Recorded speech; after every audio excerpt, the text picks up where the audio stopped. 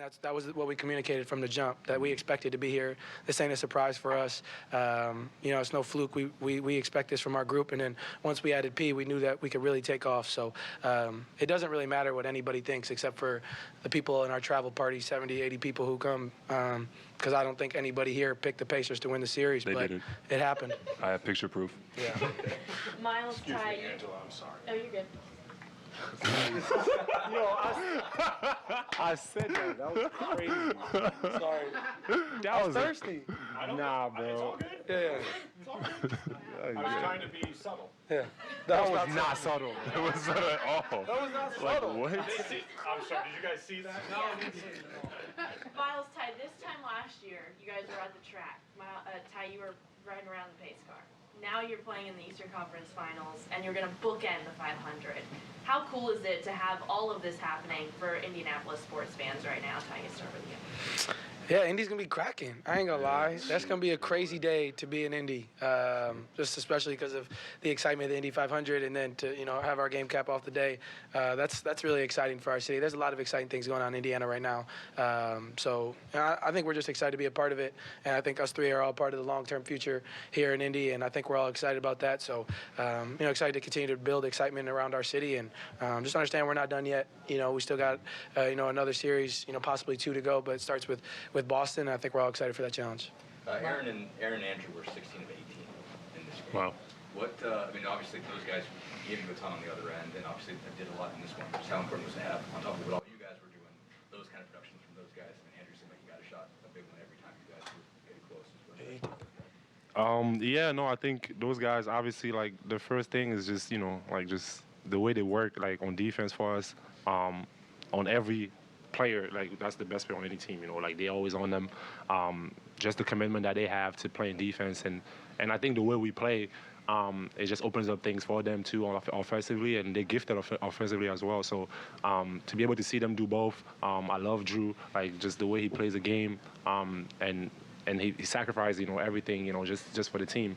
But he also has game, so he can play, he can do all that. Aaron, the same thing, like, plays so hard on defense, but he's a great three-point shooter, and then he can put the ball on the floor and attack. So those guys were great for us, and they're a big part of what we do. Could you guys hear any of the groaning, like where you weren't missing that first half? The fans were sort of like, I've never heard that kind of sound before. Did you catch any of that?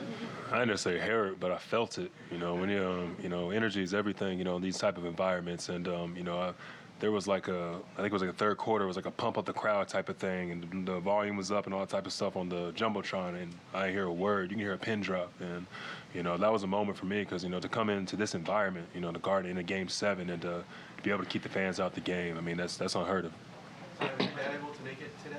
If so, what did that mean to you? My who? Your dad. No, he didn't come. He had to go home, but he told me to meet me in Boston. So. Myles, what was the difference ultimately between the two teams while you're moving on?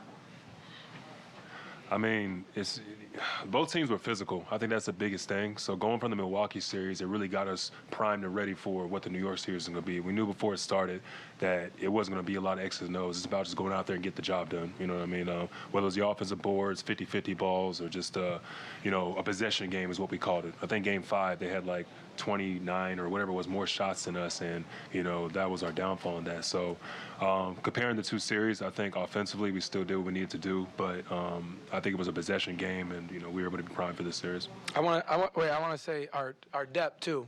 Our depth. It's big. We got the best bench in the NBA. Facts. So we're the deepest team in the NBA. We got 5-6 guys ready on the bench at all times, ready to answer the call when need be.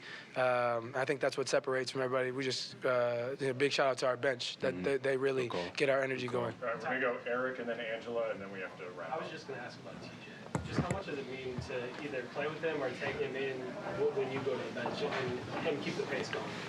Yeah, I mean, I think just his energy is amazing. Like, I think part of the exciting part when I got traded here was I knew that I was going to have the best backup point guard in the NBA behind me, So now for the last 2 years, being able to play off each other, when he does get in the game for me, or picking up the slack when I'm not playing right, or whatever the case may be, it's a lot of fun to play alongside of him. I mean, how can you not love playing alongside TJ McConnell? Just his energy, how hard he plays.